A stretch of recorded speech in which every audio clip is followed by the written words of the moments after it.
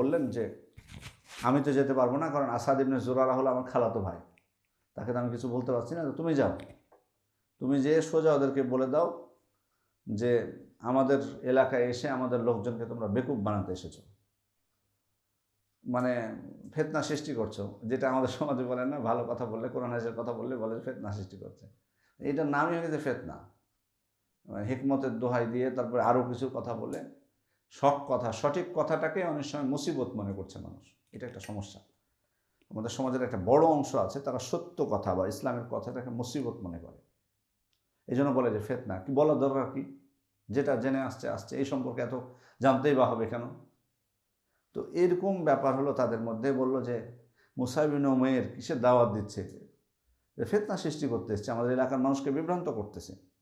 তো উসাইদ ইবনে হুদাইরকে বলছে তুমি যাও, অস্ত্র নিয়ে তাদেরকে স্পষ্ট বলে আসো যে এখানে থাকতে হলে এসব আজে বাজে কথা বলা যাবে না। তো উসাইদ ইবনে হুদাইর খুব রাগান্বিত হয়ে প্রস্তুতি নিয়ে রওনা হয়েছেন। তখন তাকে দেখে আসাদ ইবনে জুরারা বলল যে এই যে যে দুইজন নেতার কথা বলেছিলাম, নেতার মধ্যে এটা একজন নেতা, তো এই আসছে, আপনি তাকে ইসলামের কথা বলার চেষ্টা করুন, যদি শুনে ভালো কথা, কারণ ইনারা ইসলাম গ্রহণ করলে সমাজ পরিবর্তন হয়ে যাবে, সমাজের বহু মানুষ আছে এদেরকে অনুসরণ করে। তো উনি যখন চলে আসছেন, এসে কিন্তু সেই বুঝতে পারছে না আসার কারণ যেটা ছিল, এসে কিন্তু শুরু করেছেন এসে বলা যে হ্যাঁ তোমরা কেন কেন এখানে এসেছো, এই কাজে। মুসাইব ইবনে উমাইর তাকে অনুরোধ করলেন যে আমি আপনাদের সাথে বা আপনার সাথে কিছু কথা বলতে চাই, তো যদি আপনার ভালো লাগে আপনি শুনবেন, যদি আমার কথা পছন্দ হয় আপনি মানবেন, আর না মানলে আপনি মানবেন না, কিন্তু আপনি তো অনেক কথা বললেন, কেন এসেছে কঠোর ভাষায় প্রতিবাদ করলেন, কিন্তু আমার কিছু কথা এখন আছে আপনাকে শুনতে হবে, আপনি শুনেন, যদি ভালো লাগে আপনি শুনবেন।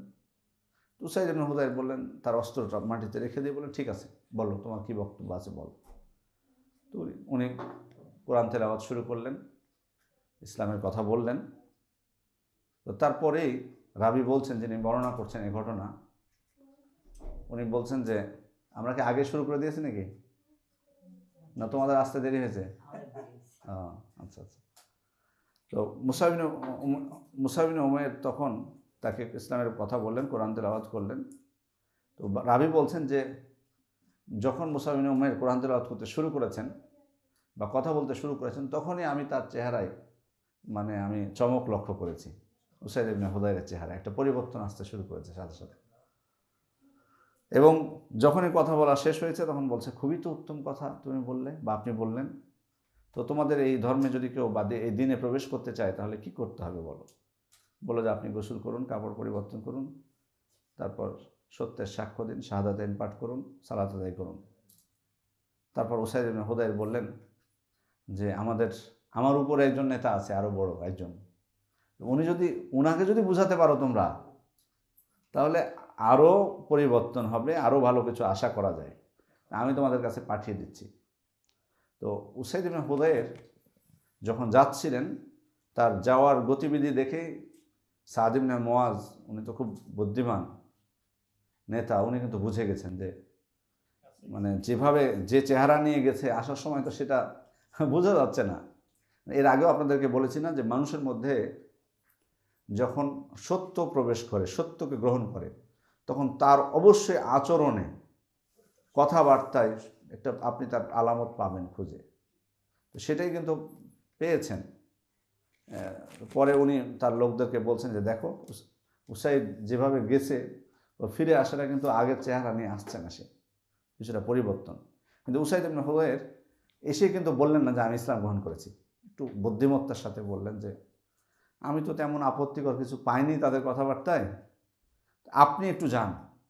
কারণ আসাদ ইবনে, ওনাকে কিন্তু একটু ক্ষিপ্ত করেছেন উনি, আসাদ ইবনে জুরারাকে অমুক অমুক গোত্রের লোকেরা হত্যা ষড়যন্ত্র করছে, এটা উনি তো আবার আপনার খালাতো ভাই, তো এটা তো মেনে নেওয়া যায় না। তখন উনি রাগান্বিত হলেন এটা শুনে, কৌশল করে তো পাঠাতে হবে যেভাবে হোক। তো উনি তখন রেগে গেলেন খুব, সাদ ইবনে মুআজ, উনি বলেন আমি দেখতেছি কে তার বিরুদ্ধে ষড়যন্ত্র করে, বলে তিনি কিন্তু বের হয়ে গেছেন। তো আসাদ ইবনে জুরারা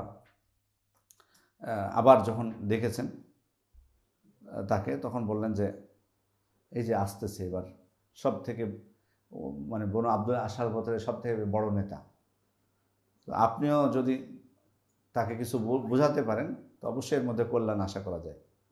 একই কথাই বললেন মুসআব ইবনে উমাইর তাকে, যে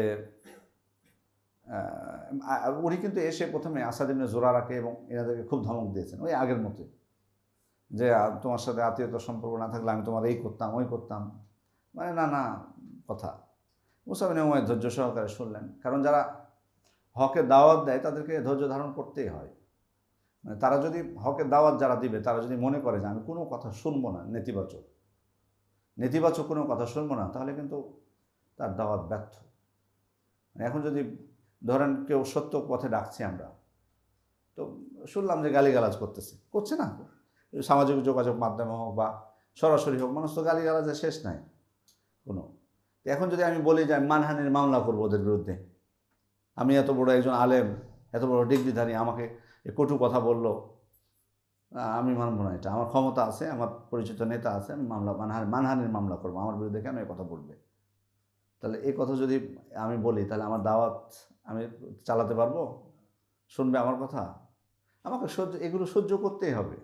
তো মুসআব ইবনে উমাইর বা রাসূল সাল্লাল্লাহু আলাইহি ওয়াসাল্লাম থেকে শুরু করুন না, তিনি কত কিছু সহ্য করেছেন, সহ্য করে তার প্রতিশোধও পর্যন্ত নেননি। এগুলো ঘটনা তো আছে, আরও সামনে আসবে আরও।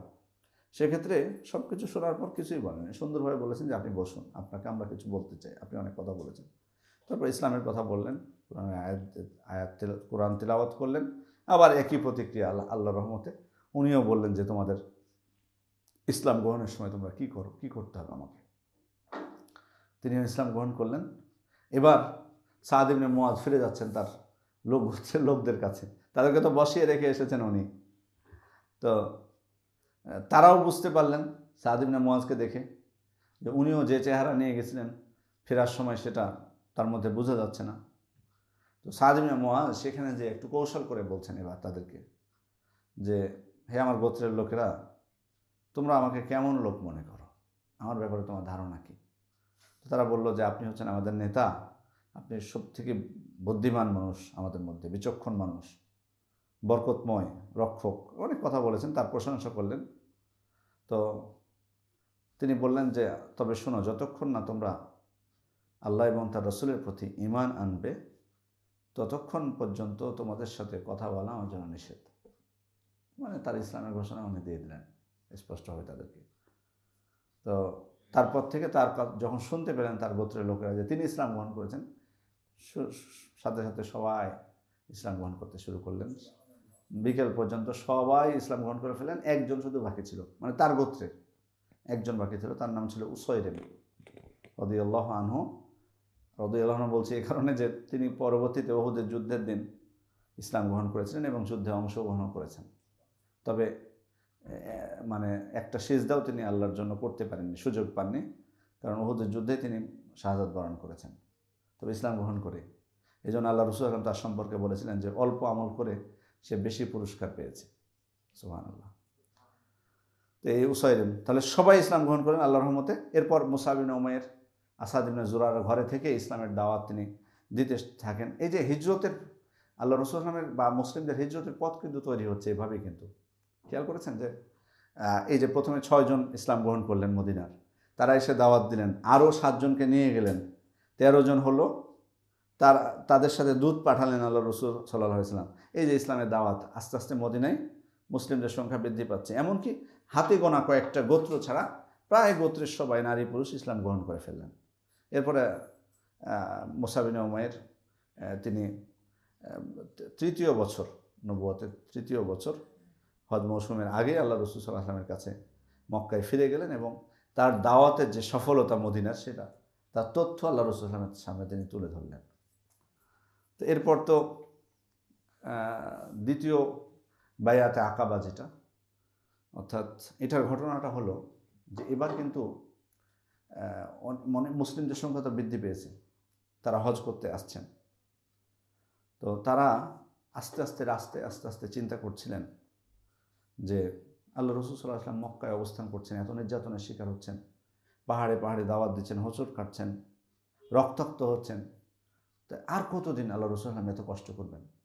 তো আমরা তো মদিনাবাসী, আমরা ইসলাম গ্রহণ করে নিয়েছি বেশিরভাগই, তো আমরা তো তাকে আমাদের ওখানে নিয়ে যেতে পারি। তো তারা নিজেদের মধ্যে কথা বললেন। কথা বলার পর তাদের মধ্যে আবদুল্লাহ ইবনে হারাম, ওনাকে বললেন, উনি তখন ইসলাম গ্রহণ করেননি, রাস্তায় ওনাকে স্পষ্টভাবে ইসলামের দাওয়াত দিলেন এবং বললেন যে আমরা আল্লাহ রসুল সাল্লামের সাথে ফাইনাল কথা বলতে চাই, তাকে নিয়ে যেতে চাই মদিনায়। তো এখন সেখানে কিন্তু হজে কিন্তু শুধু যে মুসলিমরা গেছিলেন এটা কিন্তু না, তখন তো কাফের মুশরিক সবাই কিন্তু হজ করতো ওই সময়। তো মদিনাবাসীদের মধ্যে যারা মুসলিম অমুসলিম সবাই এক গ্রুপে একসাথে কিন্তু হজে এসেছে। তো মুসলিমরা তারা তখন গোপনে সিদ্ধান্ত নিলেন যে আমরা আল্লাহ রসুল সাল্লামের সাথে বসবো, অমুসলিমদেরকে বাদ দিয়ে, তাদেরকে না জানিয়ে। তো যোগাযোগ করলেন তারা আল্লাহ রসুল সাল্লাল্লাহু আলাইহি ওয়াসাল্লামের কাছে। তারপর চিন্তা করলেন যে আয়ামুত তাশরিকের দিনে রাত্রে আমরা আল্লাহ রসুল সাল্লামের কাছে সাথে মিলিত হব গোপনে, সবাই যখন ঘুমিয়ে যাবে তখন। তো কাব বিন মালিক রাদিয়াল্লাহু আনহু তিনি বিবরণ দিচ্ছেন যে সবাই আমরা চুপিসারে সবাই যখন ঘুমিয়ে গেল, চড়ুই পাখির মতো করে নিজের বাসা থেকে বের হলাম। আমরা মোট ছিলাম 75 জন, 73 জনই পুরুষ আর 2 জন ছিল নারী। তো এসে একটা জায়গা নির্ধারিত ছিল, তো সেখানে আল্লাহ রসুল সাল্লাল্লাহু আলাইহি ওয়াসাল্লাম আসলেন এবং তার সাথে আসলেন তার চাচা আব্বাস রাদিয়াল্লাহু আনহু, আব্বাস ইবনে আব্দুল মুত্তালিব। তো তখনও উনি ইসলামের কথা তিনি প্রকাশ করেননি বা ইসলাম গ্রহণ করেননি তখনও আব্বাস রাদিয়াল্লাহু আনহু। তো এসে কথা যখন শুরু হবে, তো কথা শুরুতেই কথা বলা শুরু করলেন রাসূলের চাচা আব্বাস রাদিয়াল্লাহু আনহু। তিনি স্পষ্টভাবে সবাইকে বললেন, যেহেতু মদিনাবাসীরা কেন একত্রিত হচ্ছে, এটার উদ্দেশ্যটা কি, যে তারা আল্লাহ রসুল সাল্লাল্লাহু আলাইহি ওয়াসাল্লামকে মদিনায় নিয়ে যাবে। এজন্যই কিন্তু মানে এই মিটিংটা বা এই বৈঠকটা হচ্ছে কিন্তু এই উদ্দেশ্যে, যে তারা আল্লাহ রসুল সাল্লাল্লাহু আলাইহি ওয়াসাল্লামের সাথে কথা ফাইনাল করবে, তারা নিয়ে যাবে মদিনায়। ওই জন্যই কিন্তু আব্বাস রাদিয়াল্লাহু আনহু এসেছেন। এসে উনি প্রথম কথা শুরু করছেন, উনি বলছেন যে দেখো, মুহাম্মদ সাল্লাল্লাহু আলাইহি ওয়াসাল্লাম নির্যাতনের শিকার হচ্ছে, এটা ঠিক, কিন্তু উনি কিন্তু আছেন আমাদের মধ্যে। যেটাই হোক, যেটুক শক্তি সম্মান যেটুকু নিয়ে হোক, আমাদের প্রচেষ্টায় হোক, আছে, নিরাপদের সাথে আছে, দাওয়াতি কাজ করছে। কিন্তু মানে তোমরা যদি নিয়ে যেতে চাও, এখন তোমাদের কি চিন্তা, নিয়ে যাওয়ার পর যদি তাকে ছেড়ে দাও তাহলে কিন্তু এটা তো মারাত্মক ভুল হবে তোমাদের। নিয়ে যেতে চাচ্ছ ঠিক, কিন্তু নিয়ে যাওয়ার পর যদি তাকে ছেড়ে দাও, তার হেফাজত তোমরা না করো, তার থেকে তো উনি আমাদের এখানে আছে, আমরা তো বিরোধী আছে কিন্তু আমরা তো আছি, তাকে তো নিরাপত্তা দিচ্ছি, এখানে থাকাই তো ভালো। মানে উনি ওনার নিজের আশঙ্কার কথাটা সতর্ক করে দিলেন মদিনাবাসীকে। নিয়ে যাচ্ছ কিন্তু মানে বোঝাতে চাইলেন যে তোমরা তাকে নিরাপত্তা দিবে, হেফাজত করবে, এ প্রতিজ্ঞা নিয়ে তোমাদেরকে নিয়ে যেতে হবে। এই কথা যদি দাও তাহলে আমরা রাজি হব নিয়ে যেতে।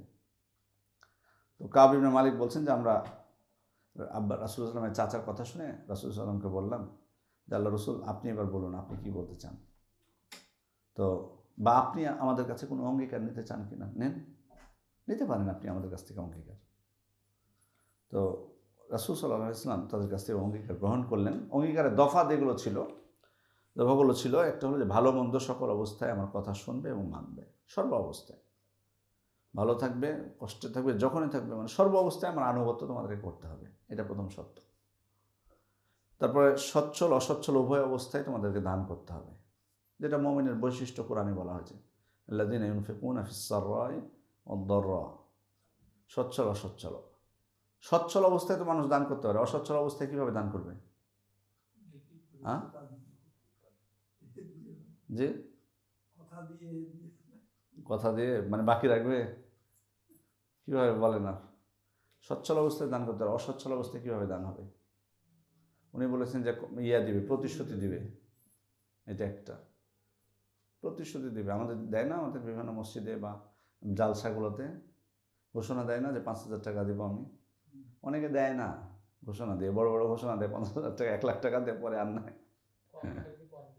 কম থাকলে কম দেবে, যে এটাই আসলে উদ্দেশ্য। অসচ্ছল অবস্থায় মানে যার যেটুকু সামর্থ্য আছে, মানে অল্প দিবে, 2 টাকায় দিবে, 5 টাকায় দেবে, যে যতটুকু দিবে। তো যাই হোক, তৃতীয় হলো সৎ কাজের আদেশ দিবে, অসৎ কাজ থেকে নিষেধ করবে, আল্লাহর পথে উঠে দাঁড়াবে, তার ব্যাপারে কারো ভৎসনা তিরস্কারের পরোয়া করবে না। লা ইয়াখাফু ফিল্লাহি লাউমাতা লাইম। তারপর তোমাদের কাছে যাওয়ার পর আমাকে তোমরা সাহায্য করবে, যেভাবে নিজেদের তোমরা নিজেকে এবং সন্তানদের হেফাজত করো সেভাবে আমাকে হেফাজত করতে হবে। এগুলো ছিল দফা বায়াতের। তো এখানে এগুলো উল্লেখ করার পর সেখানে কিন্তু একজন বলে বসলেন যে আল্লাহ রসুল, আমরা তো যেগুলোর কথা আপনি বলেছেন আমরা বায়াত করব, কিন্তু একটা জিনিস মনে রাখবেন যে আমরা কিন্তু মদিনায় ইহুদিদের সাথে আমাদের একটা চুক্তি আছে, সেই চুক্তি অনুযায়ী আমরা চলতেছি। এখন আপনাকে নিয়ে যাওয়ার অর্থ হলো তাদের সাথে আমাদের চুক্তি ছিন্ন হবে। এখন আগের যে চুক্তি ছিল এই চুক্তি আমাদের ছিন্ন করতে হবে। এখন আমরা আপনাকে নিয়ে গেলাম, নিয়ে যাওয়ার পর আপনি আপনার নিজের কওমের সাথে পরবর্তীতে জয়যুক্ত হয়ে গেলেন, তারপর আপনি আমাদেরকে ছেড়ে চলে আসবেন কিনা। নিয়ে তো যাচ্ছি, এটা যেমন আপনি চাচ্ছেন, আমাদের পক্ষ থেকে তো একটু নিশ্চয়তার প্রয়োজন যে আপনি যদি জিতে যান তাহলে কি আপনি আমাদেরকে রেখে আবার চলে আসবেন, ফেলে চলে আসবেন আমাদেরকে? তো আল্লাহ রসুল সাল্লাম বললেন যে না, কখনো এটা হবে না, বরং তোমাদের রক্ত আমার রক্ত, তোমাদের ধ্বংস আমার ধ্বংস বলে গণ্য হবে। আমি তোমাদের আর তোমরা আমার। তোমরা আমার সাথে যুদ্ধ করবে, আমিও তোমাদের সাথে যুদ্ধ করব। তোমরা যাদের সাথে সন্ধি করবে, আমিও তাদের সাথে সন্ধি করব। কিন্তু আমি তোমাদের সাথে আছি, এ ব্যাপারে তোমরা চিন্তা করবে না। তো এই কথা বলার পর বায়াত যখন করতে যাবেন তখন দুইজন, মানে যারা বায়াত করছেন, যে কতজন ছিলেন তারা, কতজন বললাম 75 জন না, তারাই নিজেরাই তাদের মধ্যে থেকে দুইজন উঠে তারা নিজেদেরকে সতর্ক করছেন। বায়াত করার আগে নিজেদেরকে সতর্ক করছেন, বলছেন যে তোমরা কিসের উপর বায়াত করতে যাচ্ছ খেয়াল করেছো? বায়াত তো করলেই হলো না, শপথ করলেই তো হলো না, শপথটা কিসের উপর করতে যাচ্ছ খেয়াল করেছো তোমরা? তোমাদের, কারণ তোমরা যেটা করতে চাচ্ছ এটাতে কিন্তু তোমাদের অনেক ধন সম্পদ তোমাদেরকে হারাতে হবে। খেয়াল করো, তোমাদের নেতৃস্থানীয় তোমরা যারা আছো, নেতা আছো, তোমাদের হয়তো অনেককে হত্যা করা হতে পারে, তোমাদেরকে তোমাদের ধন সম্পদ অনেক কিছু ত্যাগ করতে হতে পারে। তারপরে আরেকজন আসাদ ইবনে জুরারাও তিনিও বলেছিলেন যে ইয়াসরিববাসী, তোমরা তো বায়াত করতে যাচ্ছ, একটু ধৈর্য ধরো, একটু থামো। কারণ তাকে মুহাম্মদ সাল্লাল্লাহু আলাইহি ওয়াসাল্লামকে মদিনায় নিয়ে যাওয়ার অর্থ হলো সমগ্র আরবদের সাথে শত্রুতা সৃষ্টি করে দিলে তোমরা।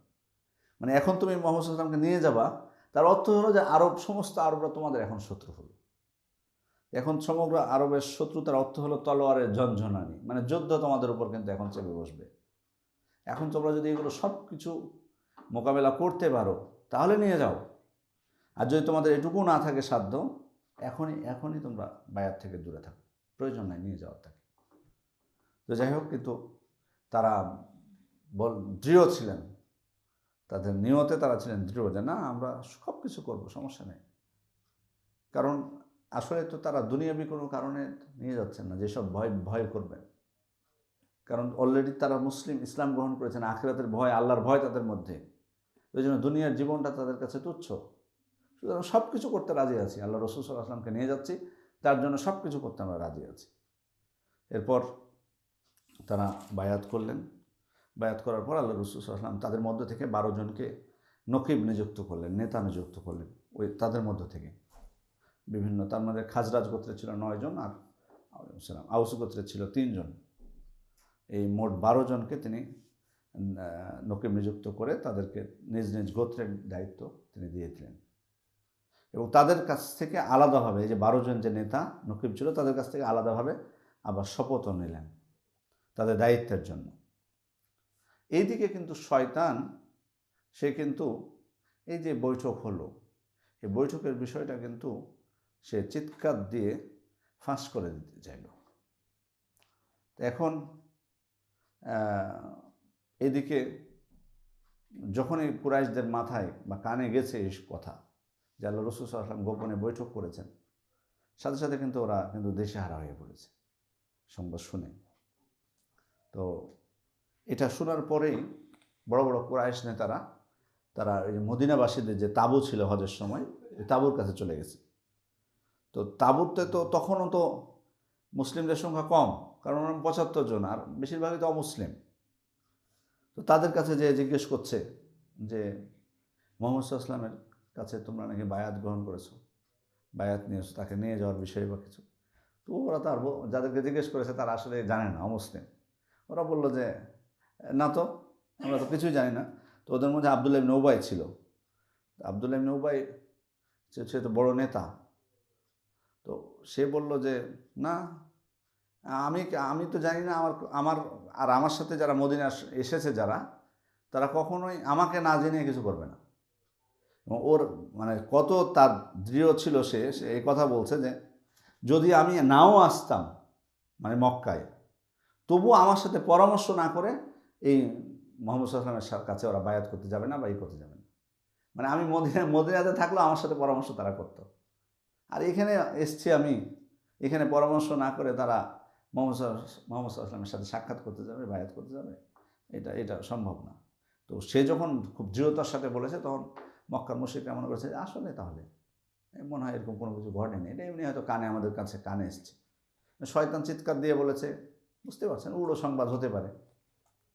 কিন্তু পরবর্তীতে যে কোনোভাবে হোক নিশ্চিত হয়ে গেল কুরাইশরা যে না, বায়াত কিন্তু সংগঠিত হয়েছে এবং আল্লাহ রাসূল সাল্লাল্লাহু আলাইহি ওয়াসাল্লামকে নিয়ে যাবে, তারা নিরাপত্তা দেবে, এই বায়াত তারা করে গেছে। যখন মক্কাবাসীরা নিশ্চিত হলো, মক্কার মুশরিকরা, এই সময় কিন্তু মদিনার যারা, তারা কিন্তু রওনা হয়ে গেছে অলরেডি রাস্তায়। এটা শুনে কিন্তু তারা পিছু মানে তাদের পিছু ধরেছে, যারা যারা বায়াত করেছিল তাদেরকে ধরার জন্য। যাই হোক, ধরতে পারেনি। সম্ভবত একজন সাদ ইবনে উবাদা তাকে ধরে ফেলেছিল। তাকে ধরে ফেললো, পরে যখন নিয়ে গেল মক্কায়, তখন মুতাইব ইবনে আদি এবং হারিস ইবনে হারফ তারা ছাড়িয়ে দিলেন। কারণ এই সাদ ইবনে উবাদার আশ্রয়ে তারা সিরিয়ায় যেতেন বাণিজ্য করতে। এই কারণে তাদের নিজেদের স্বার্থে বললেন যে না, একে কিছুই করা যাবে না, ছেড়ে দাও। তারপর ছেড়ে দিল। এরপর তো বায়াত যখন সম্পূর্ণ হয়ে গেল, আল্লাহ রাসূল সাল্লাল্লাহু আলাইহি ওয়াসাল্লাম সাহাবা ইকরামকে অনুমতি দিলেন মদিনায় হিজরত করার জন্য। তিনি অনুমতি দিয়ে দিলেন এবার মদিনা মুসলিমদেরকে, যে তোমরা যারা নির্যাতনের শিকার হচ্ছ, তোমরা মদিনায় হিজরত করতে পারো, কোনো অসুবিধা নেই। তো এবার আল্লাহ রাসূল সাল্লাল্লাহু আলাইহি ওয়াসাল্লামের আশ্বাস পেয়ে, মদিনাবাসীদের আশ্বাস পেয়ে মুসলিমরা একে একে হিজরত করতে শুরু করলো। মক্কার মুশরিকরা তারা নির্যাতন করছিল, কিন্তু তারা কিন্তু নির্যাতন করবে ঠিক, কিন্তু তারা কিন্তু কখনোই চাইবে না যে মক্কা ছেড়ে এরা চলে যাক কোথাও। এই জন্য হাবাসা হিজরতের সময় কিন্তু বাধা দেওয়ার তারা চেষ্টা করেছে। তো এখানেও কিন্তু তারা চেষ্টা অব্যাহত রাখলো যাতে মুসলিমরা কোনোভাবেই না যায়।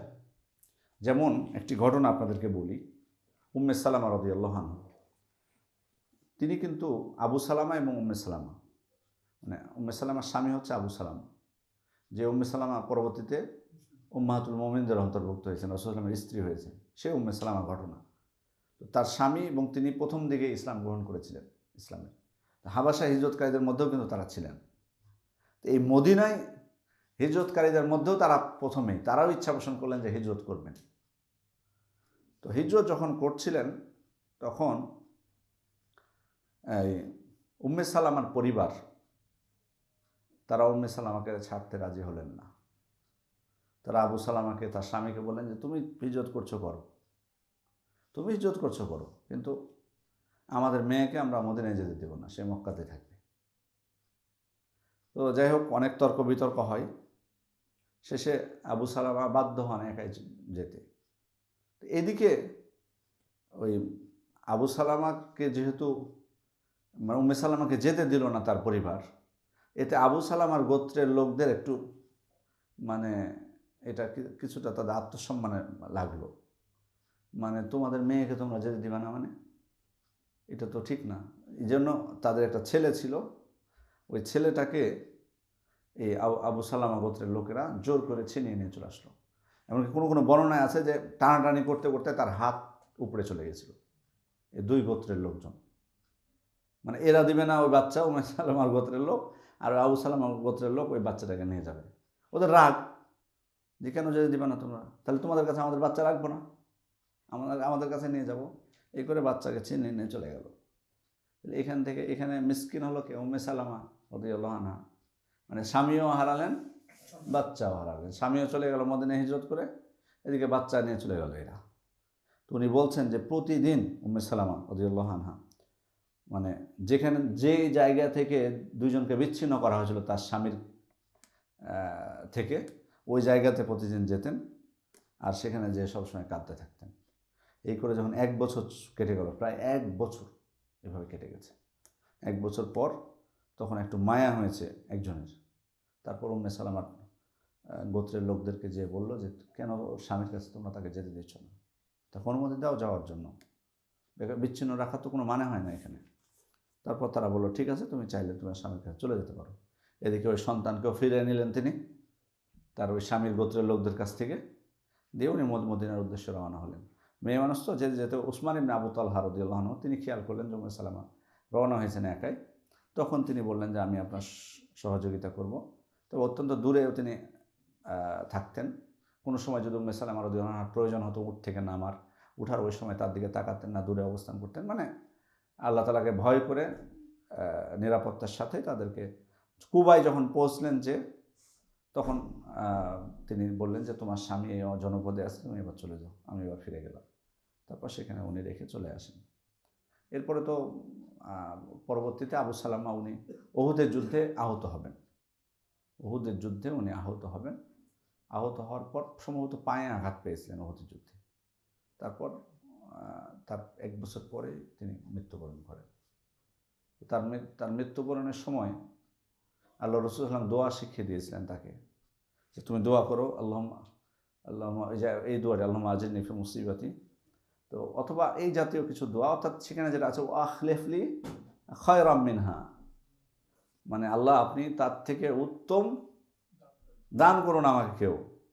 উম্মে সালামার বর্ণনা যে আমার ইতস্তত বোধ হচ্ছিল খুব এই দোয়াটা, মানে এই কথাটা বলতে, যে আল্লাহ তার থেকে উত্তম কাউকে আমাকে জুটিয়ে দাও। মানে ওনার কথা হলো যে আবু সালামার থেকে আবার উত্তম কি হবে, মানে স্বামীর প্রতি তার কত ভালো ধারণা, সুবহানাল্লাহ, কত ভালো, এটা কিন্তু সম্পর্ক হওয়া উচিত। হাজব্যান্ডের প্রতি তার কত ভালো ধারণাটাকে তার কি, যে তার থেকে আর ভালো কে হতে পারে। ওই জন্য ইতস্তত বোধ করছেন এই দোয়া করতে।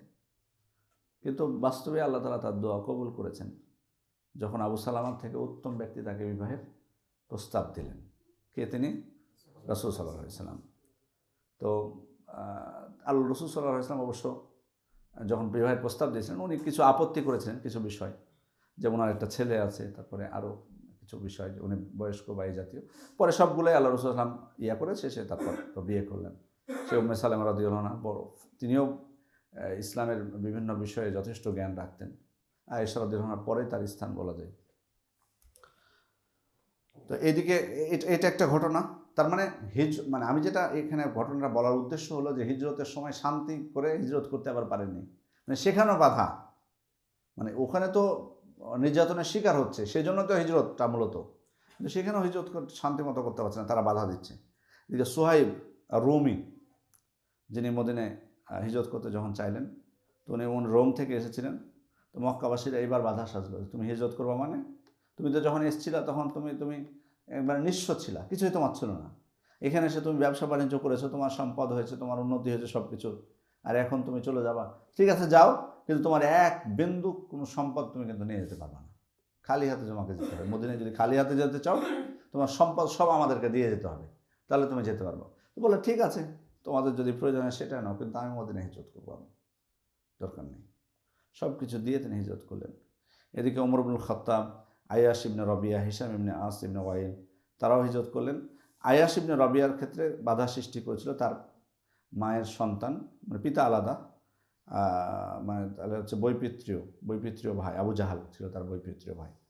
আবু জাহাল বাধা সৃষ্টি করে রাস্তা থেকে কৌশলে তাকে ফিরিয়ে নিয়ে চলে আসে, ফিরিয়ে নিয়ে এসে তারপরে বেঁধে রাখে। এভাবে বেশ কিছু ঘটনা আছে যেগুলো থেকে বোঝা যায় যে হিজরতের সময় মানে হিজরত করতেও মুসলিমদেরকে তারা বাধা দিয়েছে।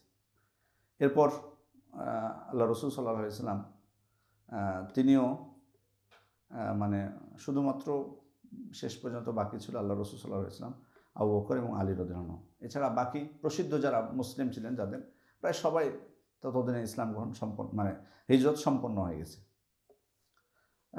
এদিকে আল্লাহ রাসূল সাল্লাল্লাহু আলাইহি ওয়াসাল্লাম তিনি ইঙ্গিত দিয়েছিলেন আগেই যে আমাকে হিজরতের স্থান দেখানো হয়েছে, এবং যে মদিনার 2 লাববার মধ্যবর্তী খেজুর বাগান এলাকা, এটা তিনি বলেছিলেন।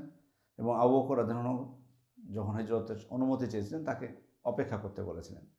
আবু বকর রাদিয়াল্লাহু আনহু কিন্তু আগে থেকেই মানে তিনি কিন্তু ইঙ্গিত পেয়েছিলেন যে আল্লাহ রাসূল সাল্লাল্লাহু আলাইহি ওয়াসাল্লাম হিজরত করলে তাকে সঙ্গে নেবেন তিনি, এটা আগে থেকেই বুঝতে পেরেছিলেন, কারণ তাকে আল্লাহ রাসূল সাল্লাল্লাহু আলাইহি ওয়াসাল্লাম অনুমতি দেননি হিজরত করার জন্য। এরপর এইদিকে তো ষড়যন্ত্র কিন্তু অব্যাহত আছে। তো তারা এই যে মুসলিমরা হিজরত করলো মদিনায়, এটাকে কিন্তু তারা বিরোধিতা তো করেছে, কিন্তু এটা তাদের জন্য বড় একটা হুমকি ছিল। মানে অনেক কিছুর জন্য তারা এটাকে নেতিবাচক হিসেবে দেখছিল মক্কার মুশরিকরা। এক হলো তাদের চিন্তা হলো রাসূল সাল্লাল্লাহু আলাইহি ওয়াসাল্লামের ক্ষেত্রে যে তার নেতৃত্বের বিষয়টা কিন্তু ততদিনে তারা বুঝে গেছে যে কেমন আল্লাহ রাসূল সাল্লাল্লাহু আলাইহি ওয়াসাল্লামের ব্যক্তিত্ব এবং তার নেতৃত্ব, নেতা হিসেবে কেমন সেটা তারা বুঝতে বাকি নাই। মানে তার প্রভাবটা কেমন, তিনি কোথাও গেলে নেতা যদি হয়ে যান তাহলে তার প্রভাবটা যে কী হবে সেটা কিন্তু ততদিনে তারা বুঝে গেছে। এই জন্য তাদের একটা বড় ভয়। দ্বিতীয় হচ্ছে সাহাবা ইকরামের বিষয়ে তারা বুঝতে পেরেছে যে যারা ইসলাম গ্রহণ করছে তারা ইসলামের জন্য কতটা আত্মত্যাগ করতে প্রস্তুত, এটাও কিন্তু তারা বুঝে গেছে। কারণ এত নির্যাতন চলতেছে, এত কিছু, তারপরেও কি সরে এসছে সাহাবা ইকরাম। এটাও কিন্তু তাদের জন্য একটা বড় নেতিবাচক বিষয় হচ্ছে। এক, রাসূল সাল্লাল্লাহু আলাইহি ওয়াসাল্লামের দৃঢ় নেতৃত্ব, সাহাবা ইকরামের ত্যাগ স্বীকার। তৃতীয়ত হলো যে মদিনার আউস এবং খাজরাজ গোত্র সম্পর্ক ধারণা ছিল যে তাদের মধ্যে কিন্তু যুদ্ধ বেঁধেই থাকতো আগে সবসময়। তো তার মানে যোদ্ধা হিসেবেও তারা খুব শক্তিশালী, আবার এটাও তাদের কানে গেছে যে ওরা খুব বেশি দিন আর যুদ্ধ কন্টিনিউ করবে না, তারা চাচ্ছে না এই ধরনের দ্বন্দ্ব জিয়ে রাখতে। আর নবী মুহাম্মদ সাল্লাল্লাহু আলাইহি ওয়াসাল্লাম সেখানে গেলে আর থাকতে দেবেন নাকি তাদের মধ্যে যুদ্ধ, এটাও তারা বুঝতে পেরেছে। আর সব থেকে আর একটা বড় হুমকি ছিল তাদের, কি সেটা বলুন তো আপনারা, এর আগে ইঙ্গিত দিয়েছি। মদিনায় মুসলিমদের হিজরত করাটা কি হুমকি ছিল কুরাইশদের জন্য? হ্যাঁ জি, এই যে বিজনেস, এটাই ছিল তাদের বড় বড় বিষয়। এটাও একটা বড় বিষয় ছিল, কারণ এখানে বলছেন উনি যে প্রায় প্রতি বছর তাদের বাণিজ্যের পরিমাণ ছিল সে সময়ের হিসাব অনুযায়ী প্রায় 2.5 লক্ষ স্বর্ণমুদ্রা। 2.5 লক্ষ স্বর্ণমুদ্রা। এটা যদি তাদের বাধাগ্রস্ত হয়, খাবে কি? বাণিজ্য নির্ভর ছিল না তারা। তো এই যে এইগুলো এতগুলো হুমকি, তারা সব কিছু কিন্তু চিন্তা করছে যে আল্লাহ রসুল মদিনায় মুসলিমরা হিজরত করে চলে গেছে, আল্লাহ রসুল হিজরত করবেন, তো এত কিছু আমাদের জন্য, এসব কিছু। এই জন্য তারা কী করলো, তারা বলল যে কিছু একটা কঠিন সিদ্ধান্ত আমাদেরকে নিতে হবে। এতদিন তো আমরা এইটা করেছি ওইটা করেছি, ছাড় দিয়ে চলতেছি, তাদের দৃষ্টিতে ছাড় দিয়েছে তারা এত নির্যাতনের পর। এবার তারা কঠিন সিদ্ধান্ত নিতে চায় যে কোনোভাবে হোক মানে এদেরকে আটকাতে হবে।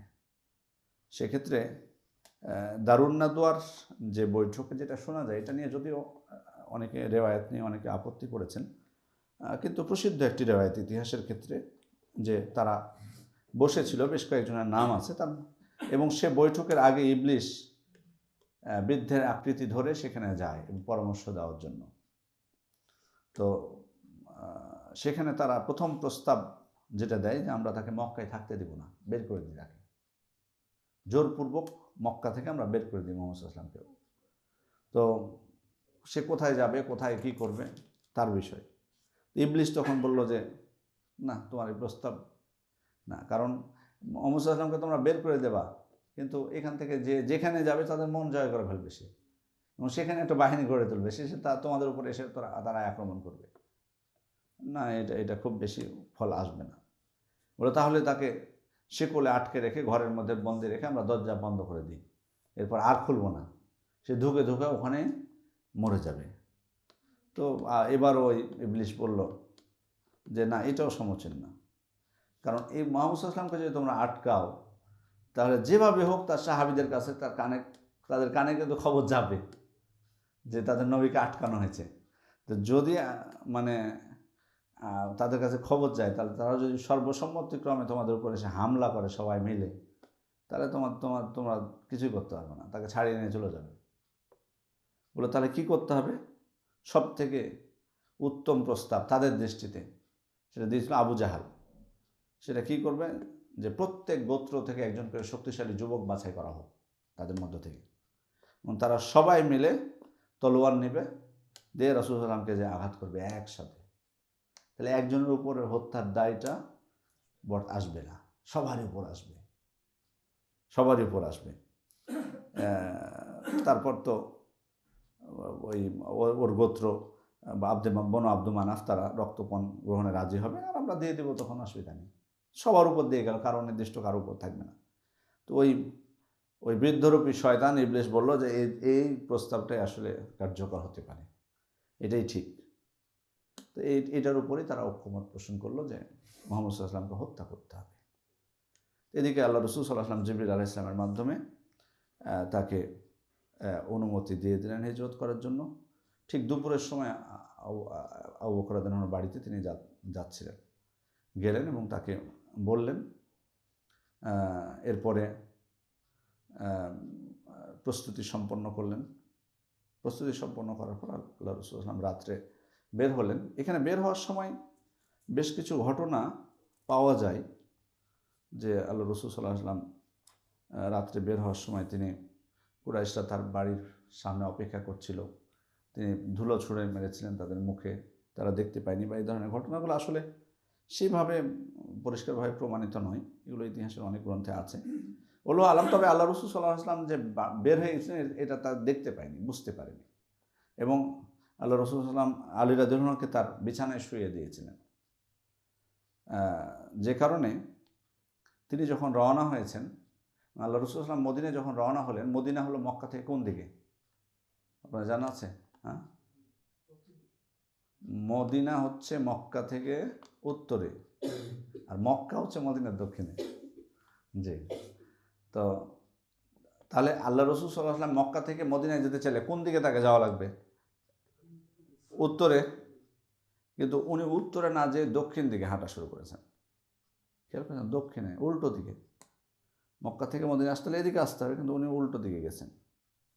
তো পরবর্তীতে তারা যখন অপেক্ষা করছিল হত্যা করার জন্য, তখন একজন কিন্তু মানে বুঝতে পারে যে রাসূল সাল্লাল্লাহু আলাইহি ওয়াসাল্লাম বের হয়ে গেছেন।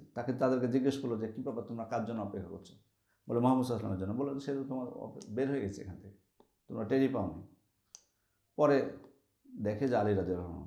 তারপর আলী রাদিয়াল্লাহু আনহুকে তারা চাপ দেয়, মানে তার করে যে মুহাম্মদ সাল্লাল্লাহু আলাইহি ওয়াসাল্লাম কোথায়। উনি বলে যে না, আমি জানি না কোথায় গেছে। পরবর্তীতে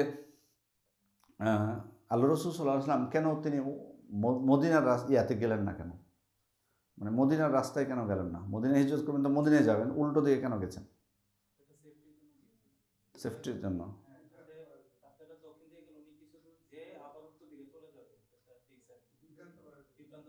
বিভ্রান্ত করার জন্য। কাফের তার আগেও আপনাকে বলতে হবে যে কাফেররা কেন দক্ষিণ ইয়াতে যাবে, উত্তরের দিকে যাবে। হ্যাঁ, আগে থেকে ইঙ্গিত তাদের কাছে ছিল, এবং এই যে বায়াত হচ্ছে, তারপরে মুসলিমরা হিজরত করছে, তাদের তো ধারণা আছে যে কোনো সময় হিজরত করতে পারে, যদিও নিশ্চিত ছিল না তারা। রাসূল সাল্লাল্লাহু আলাইহি ওয়াসাল্লাম হিজরতের বিষয়টা তারা নিশ্চিত ছিল না। তো সে দৃষ্টিকোণ থেকে তারা রাসূল সাল্লাল্লাহু আলাইহি ওয়াসাল্লাম বুঝতে পারলেন যে তারা তো খুঁজতে মদিনার রাস্তাতেই যাবে, ওই জন্য উনি প্রথমে মদিনার রাস্তায় যাননি, ভিন্ন দিকে গেছেন। এবং সেখানে গারে সাউর পর্বত যেটা, সেখানে যে তিনি কয়েকদিন অবস্থান করেছেন সেখানে। তো শত্রুরা তো এদিকে বিভিন্ন দিকে খোঁজাখুঁজি শুরু করলো। তো সেখানে কিন্তু বেশ কিছু ঘটনা আছে, অনেক বানানো বেশ কিছু ঘটনা আছে আমাদের সমাজে, যে মাকড়সা যে করে দিয়েছিল, জাল বুনে দিয়েছিল, ব্যয় করেছিল, এই ধরনের ঘটনা কোনো সত্যতা পাওয়া যায় না। তবে রাহিকুল মাকসুমে একটি ঘটনা দিয়েছেন আবু বকর রাদিয়াল্লাহু আনহু, যে ঘটনাটি, তবে এই ঘটনার সনদের ব্যাপারে অনেকে আপত্তি করেছেন। ডক্টর আকরাম দি আলুমারি সহ অনেকে আপত্তি করেছেন যে ঘটনাটা এখানে উল্লেখ করেছেন উনি এখানে কোনো কিছু বলেননি, মানে উনি সত্য মনে করেই ঘটনাটা বিশুদ্ধ বর্ণনা হিসেবে ধরেছেন। আর রাহিকুল মাকতুম প্রণেতা শফিউর রহমান মোবারকপুরি রাহিমাহুল্লাহ, ওই যে ঘটনাটা যে মানে আল্লাহ রাসূল সাল্লাল্লাহু আলাইহি ওয়াসাল্লামের আবু বকর রাদিয়াল্লাহু আনহুর মাথায়, মানে তার কোলে মাথা দিয়ে আল্লাহ রাসূল সাল্লাল্লাহু আলাইহি ওয়াসাল্লাম ঘুমিয়েছিলেন। তারপরে এসে একটা বিষাক্ত কোনো কিছু তাকে কামড় দেয়, দংশন করে। তো দংশন করার কারণে, কোথাও যদি দংশন করে, আপনি তো স্বাভাবিক নড়ে চড়ে উঠবেন, কিন্তু উনি নড়েননি। কেন? যে আল্লাহ রাসূল সাল্লাল্লাহু আলাইহি ওয়াসাল্লাম আমার ইয়েতে মাথা দিয়ে আছেন, যদি জেগে যান, ক্লান্ত উনি, তো ব্যথায় সহ্য করতে না পারে চোখ দিয়ে পানি বের হয়ে গেছে, নড়তে পারেনি তখন। তো ওই চোখের পানি তার চেহারায় যেয়ে পড়েছে, তখন জেগে গেছেন আল্লাহ রাসূল সাল্লাল্লাহু আলাইহি ওয়াসাল্লাম। তারপর তো উনি জেগে উঠে সেখানে থুতু দিয়ে দিয়েছেন। তবে ঘটনা ব্যাপারে আমরা বলবো আল্লাহ তাআলা অবগত যে আসলে এই ধরনের ঘটনা ঘটেছে কিনা। তবে আবু বকর রাদিয়াল্লাহু আনহুর জন্য মানে এই ঘটনাগুলো স্বাভাবিক, তাদের জন্য এগুলো, মানে এই ত্যাগ স্বীকার করাটা এটুক ত্যাগ স্বীকার করাটা তাদের জন্য অস্বাভাবিক কোনো কিছু না, যদি ঘটেই থাকে এখানে। যাই হোক, শুক্র শনি রবিবারে 3 দিন অবস্থান করলেন। এখানে আবু বকর রাদিয়াল্লাহু আনহুর পুত্র আব্দুল্লাহ তিনিও সেখানে যে রাত্রে যাপন করতেন ওই গুহায়। পরে করলে ভালো হয় প্রশ্নটা, যে সব শেষে। সেখানে যে আবু বকর রাদিয়াল্লাহু আনহুর পুত্র আব্দুল্লাহ সেখানে যে রাত্রি যাপন করতেন, তো খুব বুদ্ধিমান ছিলেন উনি, চৌকস। সকাল হওয়ার আগেই মানে পৌঁছে যেতেন বাড়িতে। তো সবাই মক্কাবাসী মনে করতো যে রাত্রি বাড়িতেই ছিল মনে হয়, কিন্তু ওখানে যে অবস্থান করতেন তিনি। আবার তাদের যে কৃতদাস ছিল আমির ইবনে ফুহাইরা, উনিও কিন্তু ছাগলের দুধ দিয়ে আসতেন আল্লাহ রাসূল সাল্লাল্লাহু আলাইহি ওয়াসাল্লামকে। সে দুধ তারা পান করতেন সেখানে। এভাবে করে কয়েকদিন চলে যায়। এবার কুরাইশরা তো দৌড়ঝাঁপ করে, অনেক কিছু করে। শেষে তারা কিন্তু ঘোষণা দিল যে ব্যক্তি আবু বকর বা মুহাম্মদ সাল্লাল্লাহু আলাইহি ওয়াসাল্লামের দুইজনের অথবা দুইজনের একজনকে জীবিত বা মৃত হাজির করতে পারে, তাহলে তাকে 100 উট পুরস্কার দেওয়া হবে। এই ঘোষণা তারা দিয়ে দিল। তো কারণ অর্থনৈতিক লোভ, যারা দুনিয়া লোভী ছিল তাদের মধ্যে থাকবে স্বাভাবিক। এবার তো তারা উঠে পড়ে লাগলো। এমনকি গুহার নিকটেও কিন্তু তারা চলে গেছিল। এবং আবু বকর রাদিয়াল্লাহু আনহু বলছিলেন আল্লাহ রাসূল সাল্লাল্লাহু আলাইহি ওয়াসাল্লামকে, এটা বিশুদ্ধ বর্ণনা সহিহ বুখারীর, যে আল্লাহ রাসূল তারা তো আমাদেরকে দেখে ফেলবে। তাদের পা দেখতে পাচ্ছিলেন সরাসরি। আল্লাহ রাসূল সাল্লাল্লাহু আলাইহি ওয়াসাল্লাম কী বলেছিলেন উত্তরে? আল্লাহ আমাদের সাথে, লা তাহজান ইন্নাল্লাহা মা'ানা, ভয় পাবে না, আল্লাহ আমাদের সাথে আছে। বাস্তবে তারা দেখতে পায়নি, সেখান থেকে ঘুরে যায়। এটা আল্লাহ তাআলার পক্ষ থেকে মুজিজা বলতে পারি আমরা। যেন মাকড়সায় জাল বোনাটা জরুরি না। তারপরে আল্লাহ রাসূল সাল্লাল্লাহু আলাইহি ওয়াসাল্লাম একজনকে পথ প্রদর্শক হিসেবে গ্রহণ করলেন, একজন মুশরিক। সে ছিল মুশরিক, মুসলিম না। আব্দুল্লাহ ইবনে উরাইকিত আল-লাইথি। তাকে বিশ্বস্ত ছিল, কারণ কাফেররা যদি বিশ্বস্ত হয় তো তাদের সহযোগিতা নেওয়া যেতে পারে, যেটা এখান থেকে বোঝা যাচ্ছে, নেওয়া যেতে পারে যদি আমানত। ওই জন্য তো আল্লাহ তাআলা বলছেন, অমিন আহলিল কিতাবি মান ইন তা'মানহু বিকিনতারিন ইউআদ্দিহি ইলাইক, অমিনহুম মান ইন তা'মানহু বিদিনারিন লা ইউআদ্দিহি ইলাইক। মানে তাদের মধ্যে আমানতদার খিয়ানত করে দুইটাই আছে। তো আমানতদার ছিল বলে আল্লাহ রাসূল সাল্লাল্লাহু আলাইহি ওয়াসাল্লাম তাকে গ্রহণ করেছিলেন, এবং পারিশ্রমিকের বিনিময়ে। কারণ সোজা যেটা কমন রাস্তা সেটা দিয়ে গেলে তো সমস্যা, ওই জন্য প্রয়োজন হয়েছিল কি ভিন্ন রাস্তা দিয়ে নিয়ে যাওয়ার। আমরা ওই যে হজ করতে যখন যেতাম প্রথম দিকে, তখন অবশ্য কড়াকড়ি কম হতো একটু। তবে মেন রাস্তা দিয়ে গেলে তো স্বাভাবিকভাবেই, কারণ সবার জন্য কিন্তু ওখানে কাগজ থাকা বাধ্যতামূলক। মানে মক্কাবাসী বা মদিনাবাসী হলে যে হজ করতে পারবে সেটা কিন্তু না। সেখানে কিন্তু অনুমতি নিতে হয়, লাইসেন্স নিতে হয়, কাগজ করতে হয়, তাসরিহ নিতে হয় সেখানে। তো ওই প্রথম দিকে কড়াকড়ি কম ছিল অনেক, তখন ছাড় দিত, কিছু বলতো না, বিশেষ করে আমাদেরকে আরও কম কিছু বলতো না তেমন। তারপরও ড্রাইভাররা অনেক সময় ভিতর মানে সেরকম রাস্তাগুলোতে ভিতর রাস্তা দিয়ে নিয়ে যেত। সে এক দুর্গম রাস্তা, কীভাবে যে চিনেছে ওরা, তো ওদের নিজেদের স্বার্থে ওরা চিনেছে অর্থনৈতিক লোভে। তো এরকম ছিল যে ভিন্ন রাস্তাটা চেনা আছে, তো ভিন্ন রাস্তা দিয়ে আল্লাহ রাসূল সাল্লাল্লাহু আলাইহি ওয়াসাল্লামকে নিয়ে যাচ্ছে। তো যাই হোক, পথে বিভিন্ন ঘটনা ঘটে। তার মধ্যে ওই যে সুরাকা বিন মালিকের যে ঘটনাটি, সুরাকা বিন মালিক মানে তখন যেহেতু পুরস্কার ঘোষণা করেছে সবাই পাওয়ার জন্য করবে। তো সুরাকা বিন মালিক এক মজলিসে বসা ছিলেন তার কওমের। তো কেউ এসে বলল যে এরকম আমি কয়েকজনকে ওই উপকূলের ওদিক থেকে দিয়ে যেতে দেখেছি। তো সুরাকা বিন মালিক খুব বুদ্ধিমান মানুষ, সে কিন্তু শুনে বুঝে নিয়েছে যে এরাই আসলে। কিন্তু মানে শোনার পর কিন্তু বলেনি যে হ্যাঁ ওরা হতে পারে, উনি কাটাই দিয়েছেন, বলছে না ওরা তো আমরাই দেখে আসলাম। বলেছে আমরাও তো দেখেছি, তুমি দেখেছো, আমরাও দেখেছি। কিন্তু উনি কিন্তু তখনই বুঝে গেছিলেন যে এনারা হচ্ছে মুহাম্মদ সাল্লাল্লাহু আলাইহি ওয়াসাল্লাম এবং আবু বকর রাদিয়াল্লাহু আনহু। তো কিছুক্ষণ উনি বসেছিলেন কৌশল করে মজলিসে। তারপর উঠে এসে ওনার ইয়াকে বললেন যে ঘোড়া প্রস্তুত করো দ্রুত। তারপর যে পথে দেখেছিল ওই পথ দিয়ে যে বাস্তবে রাসূল সাল্লাল্লাহু আলাইহি ওয়াসাল্লামকে দেখতে পেলেন দূর থেকে, কিন্তু ওনার ঘোড়ার পা মাটিতে দেবে গেল। তারপরে তো উনি ছিটকে পড়লেন ঘোড়া থেকে, আবার কোনো রকমে উঠালেন, আবার দ্বিতীয়বার একই ঘটনা ঘটল। তারপর সুরাকা বিন মালিক বুঝে গেল যে আমি আল্লাহ রাসূল সাল্লাল্লাহু আলাইহি ওয়াসাল্লামের কাছে পৌঁছতে পারবো না। তারপর বরং আল্লাহ রাসূল সাল্লাল্লাহু আলাইহি ওয়াসাল্লামকে উল্টো প্রস্তাব দিল যে আপনার কোনো সহযোগিতার প্রয়োজন আছে কি না, কিছু পানীয় বা কিছু সামগ্রী সফরে দিতে চাইলেন, কিন্তু আল্লাহ রাসূল সাল্লাল্লাহু আলাইহি ওয়াসাল্লাম রাজি হননি। শুধু বলেছিলেন যে তুমি জানাই দিও না তুমি ফিরে যেয়ে। তুমি ফিরে যেয়ে জানাবে না যে আমরা এই রাস্তা দিয়ে যাচ্ছি বা আমাদের সাথে সাক্ষাৎ হয়েছে। পরে সুরাকা বিন মালিক যখন ফিরে যাচ্ছিলেন তখন অনেকের সাথে কিন্তু দেখা হয়েছে, সবাইকে ঘুরাই নিয়ে চলে গেছে, বলছে না আমি দেখে আসলাম এই রাস্তা, কেউ নাই, ঘুরাই নিয়ে চলে গেছে। দেখুন শত্রুরাও যে মানে শত্রুর মাধ্যমেও কিন্তু অনেক সময় আল্লাহ ইসলামের উপকার হয় অনেক, সেটার একটা অন্যতম একটা প্রমাণ। যাই হোক, এদিকে আরও কিছু ঘটনা আছে। আল্লাহ রাসূল সাল্লাল্লাহু আলাইহি ওয়াসাল্লাম সহিহ বুখারীতে বেশ কিছু বর্ণনা এসেছে যে তারা চলতে চলতে চলতে এক পর্যায়ে বিশ্রাম নেন এক জায়গায়, তারপর সেখানে এসে এক রাখাল ছাগল নিয়ে আসছিল, সেই ছাগল থেকে দুধ গ্রহণ করেন আল্লাহ রাসূল সাল্লাল্লাহু আলাইহি ওয়াসাল্লাম, সেই দুধ পান করেন, তারপর চলতে থাকেন। এখানে একটা বিষয় আপনাদেরকে বলি, সেটা হচ্ছে যে আল্লাহ রাসূল সাল্লাল্লাহু আলাইহি ওয়াসাল্লাম বড় ছিলেন না আবু বকর রাদিয়াল্লাহু আনহু? আপনাদের কি মনে হয়?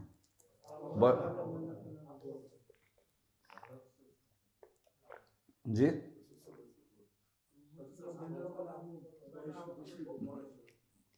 মতভেদ হয়ে গেছে আপনাদের মধ্যে। একদল বলছেন আবু বকর রাদিয়াল্লাহু আনহু বড় ছিল, কিন্তু রাসূল সাল্লাল্লাহু আলাইহি ওয়াসাল্লাম বড় ছিলেন এটাও কিন্তু বলা হচ্ছে, এখানে শুনতে পাচ্ছি, আমার কানে আসছে। এখানে মনে হচ্ছে যে এই যে দেখেন অধিক সংখ্যায় যে হকের মানদণ্ড না, তার বড় প্রমাণ হচ্ছে যে এটা আপনাদের মজলিস। অধিকাংশ কিন্তু বলেছেন যে কে বড় ছিল, আবু বকর রাদিয়াল্লাহু আনহু, কিন্তু অধিকাংশের কথা ঠিক না। ওইদিকে সাউন্ড যায় এটা থেকে, অধিকাংশের কথা ঠিক না, বরং যারা কম সংখ্যক বলেছেন আমাদের কথা ঠিক।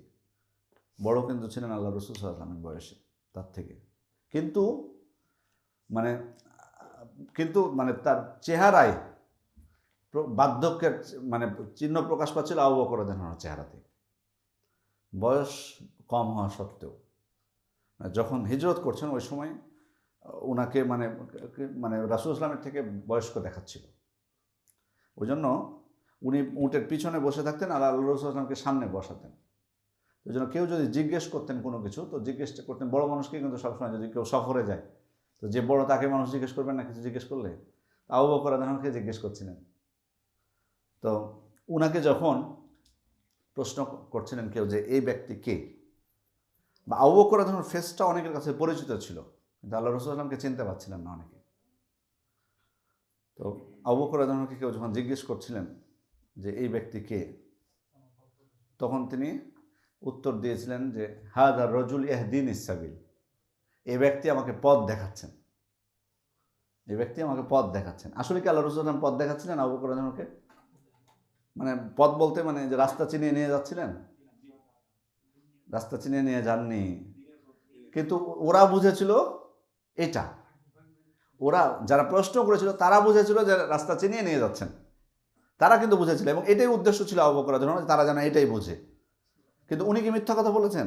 না, উনি সত্য বলেছেন। হাযা রাজুল ইয়াহদিনিস সাবিল, এই ব্যক্তি আমাকে পথ দেখাচ্ছেন, মানে শরীয়তের পথ, হেদায়েতের পথ দেখাচ্ছেন। আর তারা বুঝলো যে এই রাস্তার পথ দেখাচ্ছেন। এটাকে বলা হয়, আরবিতে বলা হয় তাওরিয়া, আরবিতে বলা হয় তাওরিয়া, তারবিয়া, মানে বলবে একটা বুঝবে আরেকটা। তো এটা কিন্তু আমাদের জীবনেও কিন্তু ব্যবহার করা জায়েজ আছে কিছু কিছু ক্ষেত্রে। এরকম যদি বিপদে পড়েন তাহলে তাওরিয়া করতে পারবেন, কিন্তু সব এটা যেন অভ্যাস না বানিয়ে ফেলে, আবার এটা যেন এরকম যেন অভ্যাস না বানিয়ে ফেলি। যেমন আপনি রসিকতার সময় আল্লাহ রাসূল সাল্লাল্লাহু আলাইহি ওয়াসাল্লাম কিন্তু করেছেন এমনটা, তিনি নিজেও করেছেন রসিকতা করার সময়। ওই যে এক বৃদ্ধা একজন মহিলা এসে আল্লাহ রাসূল সাল্লাল্লাহু আলাইহি ওয়াসাল্লামকে বলেছিলেন, ইয়া রাসূলুল্লাহ উদুল্লাহ আলী আইয়ুদখিলানিল জান্নাহ, আল্লাহ রাসূল আপনি আমার জন্য দোয়া করুন, আল্লাহ যেন আমাকে জান্নাত দান করেন। তখন কি বলেছিলেন? ইন্নাল জান্নাহ লা তাদখুলুহা আজুজ, জান্নাতে কোনো বয়স্ক মানুষ প্রবেশ করবে না। তখন তো ওনার মানে অবস্থা খারাপ, মানে উনি মনে করেছে যে বয়স্ক হয়ে এত বড় বিপদ, জান্নাতে বয়স্ক যাবেন না। কাঁদতে কাঁদতে কাঁদতে কাঁদতে ফাওয়াল্লাত তাবকি, হাদিসে এসেছে যে কাঁদতে কাঁদতে তিনি ফিরে চলে যাচ্ছেন, এবার নিরাশ হয়ে যে এটা কেমন কথা, জান্নাতে প্রবেশ করবেন না। তা আল্লাহ রাসূল সাল্লাল্লাহু আলাইহি ওয়াসাল্লাম বললেন যে ডাক দাও ওকে, ও আখবিরুহা ইন্নাল জান্নাহ, তাকে সংবাদ দিয়ে দাও যে জান্নাতে যখন সে প্রবেশ করবে তখন সে বৃদ্ধ হয়ে প্রবেশ করবে না, বরং কুমারী হয়ে প্রবেশ করবে। ইন্না আনশা'নাহুন্না ইনশাআ ফাজআলনাহুন্না আবকারা, সবাইকে কুমারী বানিয়ে দেবেন আল্লাহ তাআলা জান্নাতে। এই জন্যই আল্লাহ রাসূল সাল্লাল্লাহু আলাইহি ওয়াসাল্লাম বলেছেন। তো আল্লাহ রাসূল সাল্লাল্লাহু আলাইহি ওয়াসাল্লাম কিন্তু এটা চাচ্ছিলেন যে ও বুঝুক এটা বৃদ্ধারা জান্নাতে যাবে না, কারণ উনি রসিকতা করতে চেয়েছেন তার সাথে। তো রসিকতা করা জায়েজ, তার মানে হাদিস থেকে বোঝা যায় রসিকতা করা জায়েজ, তবে মিথ্যা দিয়ে না। তাউরিয়া দিয়ে করা যাবে, তাউরিয়া করে করা যাবে, মিথ্যা দিয়ে না। কারণ উনাকে সাহাবা ইকরাম যখন বলেছিলেন যে আল্লাহ রসুল আপনি ইন্নাকা তুদাইবুনা, মানে তারা আশ্চর্য হয়ে বলেছেন যে আল্লাহ রসুল আপনি একজন এত বড় একজন নবী, আল্লাহর এত প্রিয় বান্দা, একজন শ্রেষ্ঠ মানুষ হয়ে আপনি আমাদের সাথে মানে রসিকতা করেন, মজা করেন। তখন আল্লাহ রসুল আসলাম বলেন, গয়রা আন্নিলা আকুলু ইল্লা হাক্কান, আমি কিন্তু সত্য ছাড়া কোনো কিছু বলি না, এটা মনে রাখো। রসিকতা করে ঠিক, কিন্তু সত্য ছাড়া বলি না। আমাদের জীবন রসিকতা কিন্তু একটা আমাদের জীবনের কিন্তু একটা বড় একটা গুরুত্বপূর্ণ একটা জিনিস। রসিকতা কিন্তু আপনার মধ্যে থাকা ভালো, বাট একটা জিনিস মনে রাখতে হবে যে আমরা রসিকতার সময় কিন্তু মিথ্যার আশ্রয় নিই। অধিকাংশ ক্ষেত্রে দেখবেন রসিকতার সময় মিথ্যার আশ্রয় নিই, এটা কিন্তু করা যাবে না। আবার রসিকতার কিন্তু লিমিট আছে, সবসময় না। এক একটা মানুষ আছে ওনার ইয়াই হলো, কাজই হলো রসিকতা করা সবার সাথে, ঠিক না? আছে না আমাদের সমাজে অনেক, উনি রসিকতাই করেন সবসময় সর্বাবস্থায়। এটাকেও কিন্তু একবারে আপনি আপনার জীবনের একটা বড় অংশ রসিকতার পিছনে খরচ মানে কাটাবেন, এটাও বাড়াবাড়ি। আবার মানুষের একটু মানে দেখে, অবস্থা দেখে একটু রসিকতা করা উচিত। একজন বিপদে পড়েছে ধরুন, বা হ্যাঁ যদি এমন কথা বলেন যে হয়তো সে সান্ত্বনা পাবে বা তাহলে ভালো, কিন্তু ওই মুহূর্তে হয়তো রসিকতাটা তার জন্য আরও কষ্ট হতে পারে, রাগের কারণ হতে পারে। যাই হোক, আল্লাহ আবু বকর রাদিয়াল্লাহু আনহু তিনি তাওরিয়া করে উত্তর দিলেন যে, কারণ ওই সময় তো মানে কুরাইশরা ঘোষণা দিয়েছে যে মানে 100 উট উপহার পাবে। তো ওই সময় কি বলা যাবে যে ইনি হচ্ছেন আমার সামনে উনি নবী মুহাম্মদ সাল্লাল্লাহু আলাইহি ওয়াসাল্লাম, বিশ্ব নবী, উনি তো এভাবে উত্তর দিতে পারেন না। আর আল্লাহ রাসূল সাল্লাল্লাহু আলাইহি ওয়াসাল্লামের সম্পর্কে যেন আনাস রাদিয়াল্লাহু বক্তব্য হচ্ছে যে কদিমা আকবালা নবিউল্লাহ ইলাল মদিনা ওয়া হুয়া শাবুন, এভাবে বলেছিলেন আনাস রাদিয়াল্লাহু আনহু যে আল্লাহ রাসূল সাল্লাল্লাহু আলাইহি ওয়াসাল্লাম যখন মদিনায় আসলেন তখন তিনি ছিলেন যুবক, শাবুন। তার মানে তখন বয়স কত ওনার? মদিনায় হিজরত করছেন তখন, মদিনায় যখন হিজরত করছেন তখন ওনার বয়স কত? 53, মানে 40 বছরে নবুয়ত পেয়েছেন, 13 বছর মক্কায় কাটিয়ে যাচ্ছেন, 53 বছরে বলছেন কি যুবক। বুঝতে পারছেন মানে কেমন ছিলেন তাহলে? 40 বছরে তো যুবক স্বাভাবিক হবে। এরপরে উম্মে মাবাদের ঘটনা, এটাও খুব গুরুত্বপূর্ণ ঘটনা, যে আল্লাহ রাসূল সাল্লাল্লাহু আলাইহি ওয়াসাল্লাম পথ চলতে কারণ দীর্ঘ পথ তো, মানে হিজরতের পথ তখন তো আর কত দূরত্ব, কত মক্কা মদিনা না, এত না, 600 না, 450 মতো হবে, 450 মতো হবে, 450 কিলোমিটার হবে, 450 কিলোমিটার হবে। এই দীর্ঘ পথ, বুঝতে পারছেন, নানা ঘটনা, নানা বিশ্রাম, খাওয়া দাওয়া থেকে শুরু করে। তো উনি উম্মে মাবাদ খোজাই তাদের তাঁবুর কাছ দিয়ে অতিক্রম করছিলেন। তো সবসময় উনি ওখানে বসে থাকতেন, এই মহিলা। তো অনেক সময় সহযোগিতা করতেন যারা সেখানে যাতায়াত করত, কারণ সেখানে তো বুঝতে পারছেন ব্যবসা বাণিজ্যের পথ ছিল, অনেক কিছু পথ ছিল। তো ক্ষুধার্ত হয়ে গেছেন তখন আল্লাহ রাসূল সাল্লাল্লাহু আলাইহি ওয়াসাল্লাম। তো তাকে জিজ্ঞেস করলেন যে কিছু আছে? তো মহিলা বললেন যে আসলে আমি মেহমানদারির ক্ষেত্রে কখনো ত্রুটি করি না কারো, কিন্তু এখন আপনার মেহমানদারি করবো কী করে? মানে আমার হাজব্যান্ড আমার সব ছাগলগুলোকে নিয়ে চলে গেছে, আর ওই সময় দুর্ভিক্ষ চলছিল, চারণভূমিতে গেছে চড়াতে, বাড়িতে থাকলে না হয় আপনাকে দুধ দহন করে খাওয়াতাম। তা আল্লাহ রাসূল সাল্লাল্লাহু আলাইহি ওয়াসাল্লাম দেখলেন যে তাঁবুর কোণাতে একটা ছাগল বাঁধা আছে, ছোট্ট একটা ছাগল বাঁধা আছে। তো উনি জিজ্ঞেস করলেন যে ছাগল তো আছে তোমার বাসায়? বলে যে ওইটা ছাগল দুর্বল, খুব অসুস্থ, ওই জন্য তো বাড়ি থেকে গেছে। সুস্থ থাকলে এটাকেও আপনি পেতেন না, এটা খুব দুর্বল, হাঁটতে পারে না। তো বললেন যে একে দুধ পাওয়া যাবে না? বললেন না, এ তো নিজেই চলতে পারে না, তো দুধ বিক্রি। তো বললেন যে তুমি যদি অনুমতি দাও আমি দহন করব। তো উনি একটা আশ্চর্য হলেন, উনি মানে একটু স্বাভাবিকভাবে, কারণ চিনতে তো পারেননি। ঠিক আছে আপনি যদি পারেন, বিরক্ত হয়ে বলেছেন যদি পারেন নেন, আমি আপনাকে বারবার বুঝাচ্ছি। যে প্রথমে বললো যে নাই কিছু, পরে আল্লাহ রাসূল সাল্লাল্লাহু আলাইহি ওয়াসাল্লাম দেখতে পেলেন, আবার বললেন, তারপর আবার বলছেন দুর্বল, এত কিছুর পর আল্লাহ রাসূল সাল্লাল্লাহু আলাইহি ওয়াসাল্লাম বলছেন তুমি অনুমতি দিলে আমি একটু দুধ দহন করবো।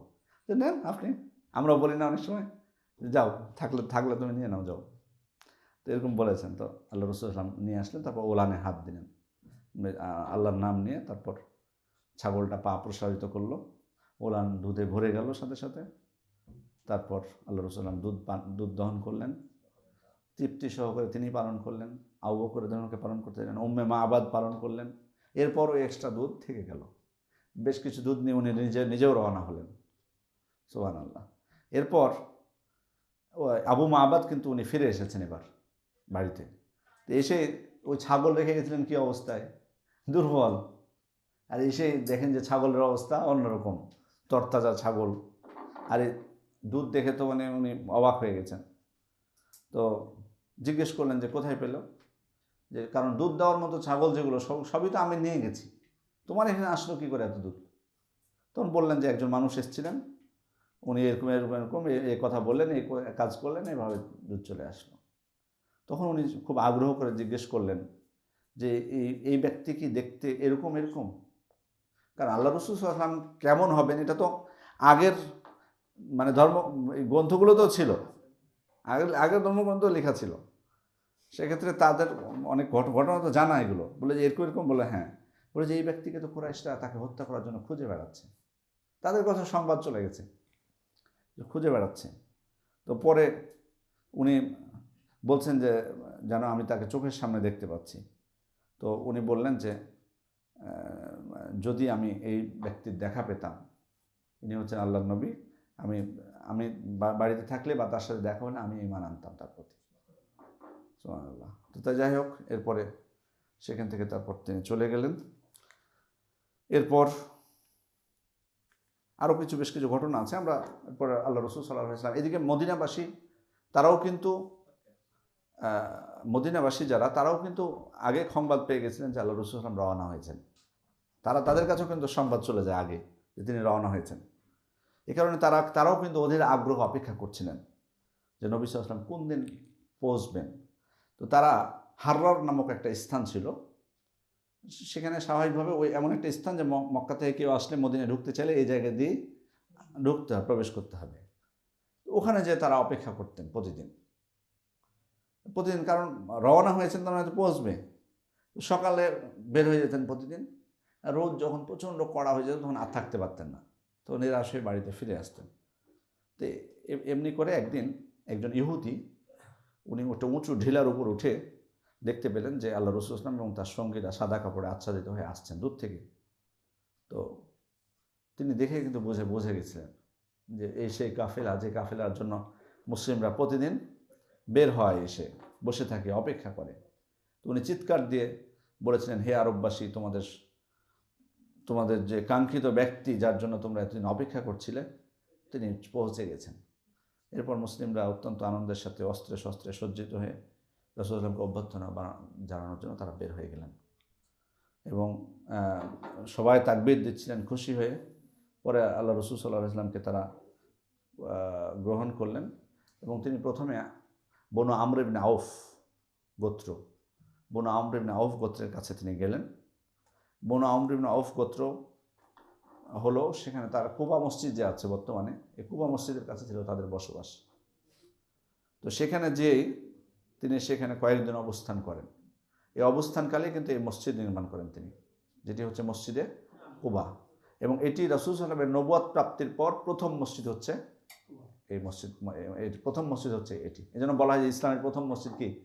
কুবা। ইসলামের বলতে রাসূল সাল্লাল্লাহু আলাইহি ওয়াসাল্লামের নবুয়ত প্রাপ্তির পর প্রথম মসজিদ হচ্ছে এই মসজিদে কুবা। এবং এই মসজিদে কুবা মানে এটাও কিন্তু বেশ ফজিলতপূর্ণ একটা মসজিদ। কারণ আল্লাহ রাসূল সাল্লাল্লাহু আলাইহি ওয়াসাল্লাম তিনি মদিনায় যাওয়ার পরও প্রায় প্রতি সপ্তাহে তিনি কিন্তু মসজিদে কুবায় আসতেন।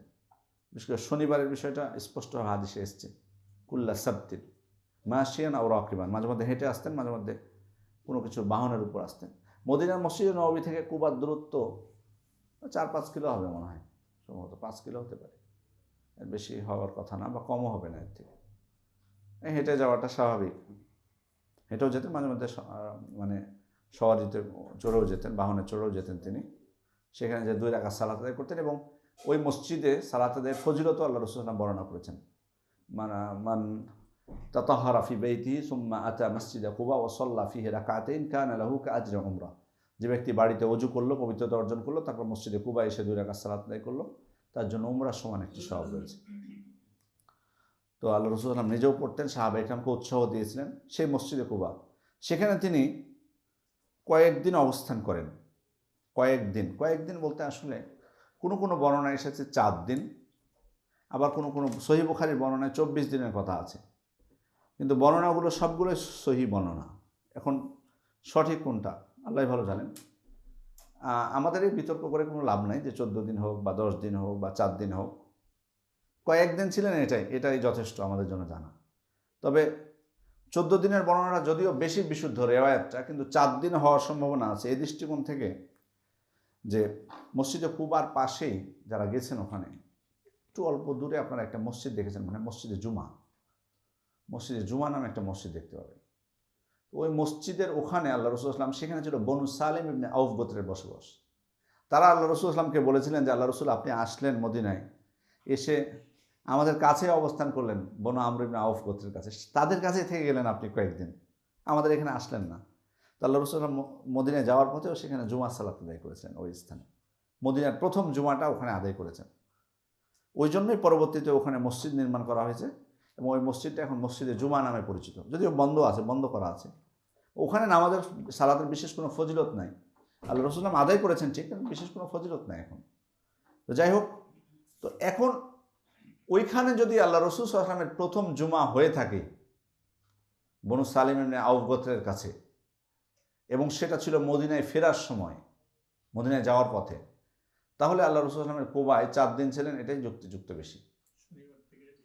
4 দিন থাকাটাই যুক্তিযুক্ত, কারণ সোমবার পৌঁছেছেন, যুক্তিযুক্ত।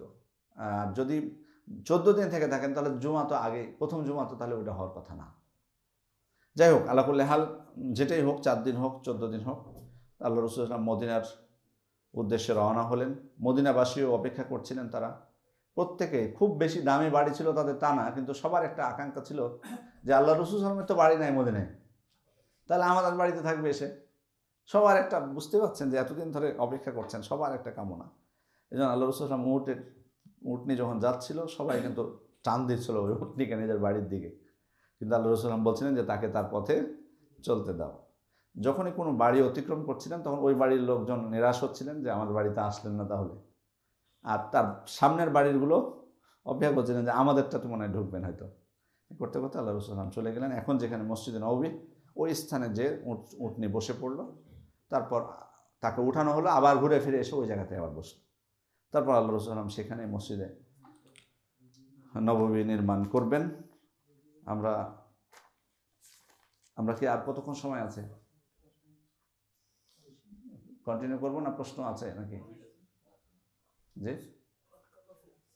আচ্ছা, আমরা শেষ করে আরেকটু পরে শেষ করে দেবো ইনশাল্লাহ। মাদানী জীবনে, এর আগে আপনাদের মনে আছে মাক্কি জীবনকে আমরা 3 ভাগে ভাগ করেছিলাম? কি স্মরণ করাই দেবেন আমাদেরকে? মাক্কি জীবনকে আমরা 3 ভাগে ভাগ করেছিলাম, মনে আছে? দাওয়াতের গোপন 3 বছর, বাকিটা বলেন আপনারা। 13 বছরকে 3 ভাগে ভাগ করেছিলাম। জি বলেন। হ্যাঁ, গোপনটা কত বছর ছিল? 3 বছর। হ্যাঁ, 3 বছর। হ্যাঁ, তারপরে মক্কার বাইরে, মক্কার ভিতরে প্রকাশ্যে, আর এটা হলো মক্কার বাইরে প্রকাশ্যে। মক্কার ভিতরে প্রকাশ্যে ছিল নবুয়তের 10ম বছর পর্যন্ত, 10ম, হ্যাঁ, মানে 7 বছর প্রায়। নবুয়তের 10ম বছর ওই যে তায়েফে যাওয়ার মাধ্যমে বাইরে প্রকাশ পেল, মানে শেষ হলো মক্কা এবং মক্কার বাইরে প্রকাশ্যে। এবার মাদানী জীবনকেও ওলামা ইকরাম 3 ভাগে ভাগ করেছেন সিরাতবিদগণ। প্রথম অবস্থা হলো 6ষ্ঠ হিজরি পর্যন্ত, হিজরত করার পর প্রথম 6 বছর। এখানে মানে অনেক যুদ্ধ বিগ্রহ, নানা চ্যালেঞ্জ মোকাবেলা করতে হবে এই সময়টা। আর 6ষ্ঠ হিজরি থেকে মক্কা বিজয় পর্যন্ত, 6ষ্ঠ হিজরিতে কিন্তু সন্ধি হবে, কাদের সাথে? হুদাইবিয়ার সন্ধি। এরপর ওই 6ষ্ঠ হিজরি থেকে মক্কা বিজয় পর্যন্ত এই সময়টুকু, এর মধ্যে মুসলিমদের সংখ্যা বৃদ্ধি পাবে। এরপরে মক্কা বিজয়ের পর রাসূলুল্লাহ সাল্লাল্লাহু আলাইহি ওয়াসাল্লামের মৃত্যু পর্যন্ত, এটা একটা পর্যায়। মক্কা বিজয়ের পর তো বুঝতে পারছেন দলে দলে ইসলাম গ্রহণ শুরু হলো একবারে। সেই দলে, যেটি সূরাতুন নাসরের মধ্যে আল্লাহ তাআলা ইঙ্গিত দিয়েছেন। মদিনায় যখন আল্লাহ রাসূল সাল্লাল্লাহু আলাইহি ওয়াসাল্লাম গেলেন, তখন মদিনাতে 3টা গোষ্ঠী ছিল, মৌলিক মুসলিম, মুশরিক আর কে? ইহুদি। ইহুদি, মুসলিম, মুশরিক আর ইহুদি। তো এখানে সংখ্যাটা মুসলিম কম ছিল তখন। এহুদ মনে সম্ভবত মসজিদদের থেকে বেশি ছিল ওই সময়, সম্ভবত। কারণ তখন মসজিদদের সংখ্যা অলরেডি কমে এসছে। কারণ মসজিদদেরকে তখন সিরাজবিদগণ দুই ভাগে ভাগ করেছেন, যে একদল ছিল মানে দ্বিধাদ্বন্দ্বের মধ্যে, সন্দেহের মধ্যে, যে আসলে ইসলাম গ্রহণ করবে কি করবে না, এরকম। আর আরেক দল ছিল যে তারা প্রচণ্ড ঘৃণা পোষণ করত। এই দুই দল তখন মুশরিকদের মধ্যে, যারা মুশরিক ছিল একদল প্রচণ্ড ঘৃণা পোষণ করত, তার মধ্যে ওই যে আব্দুল্লাহ ইবনে উবাই একজন। পরবর্তীতে কি হবে? মুশরিক থেকে মুশরিকই থাকবে, কিন্তু আরেকটা নাম যুক্ত হবে তার সাথে, সেটা হলো মুনাফিক। এই ব্যক্তি মানে এইকে কিন্তু এই যে দেখলেন না আব্দুল্লাহ, প্রথম আজকে ঘটনার মধ্যে বলছি না যে মক্কাতে যখন মুশরিকরা এসে ওকে বললো যে মুহাম্মদ সাল্লাল্লাহু আলাইহি ওয়াসাল্লাম গোপন বৈঠক করেছে তোমাদের সাথে, তখন কি বলেছিল সে? যে আমাকে না জানিয়ে কোনো বৈঠক তো হওয়ার কথা না। এমনকি আমি তো এখন মক্কায়, মদিনাতে থাকলেও আমাকে জানিয়ে তারা মক্কায় বৈঠক করতো। তার মানে কতটা আস্থা ছিল। তো এই রাসূল সাল্লাল্লাহু আলাইহি ওয়াসাল্লামের হিজরতের আগে কিন্তু বাস্তবে আউস এবং খাজরাজ গোত্র তাকে কিন্তু আশ্বাস দিয়েছিল অনেক, যে তোমাকে আমরা রাজা বানাবো, বাদশাহ বানাবো, আমাদের নেতা বানাবো।